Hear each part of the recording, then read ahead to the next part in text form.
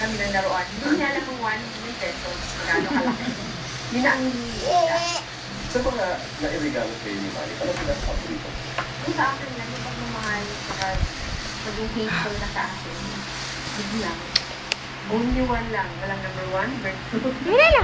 Ganun lang gusto ko. Hala.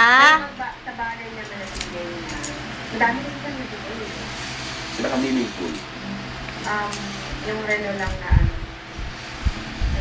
relo na yung birthday ko, kasabay ng sinabi nila, hindi na siya iinom, hindi na siya sagat. Yes. Yun ang pinaka-meaningful na natanggap ko. Kamakailan ay kinonfirma ni Manny ang muling pagsabak sa politika sa susunod na taon. Kinonsulta ba siya ng kanyang asawa tungkol dito? Dati, ayoko talaga kumakain sa politika. Basta ayoko lang. Gusto ko yung tahimik na ng buhay after ng vaccine or retire na lang siya. Gusto mag-business na lang kami. Sir, alam ko naman sa panics na bili. Yeah, yeah.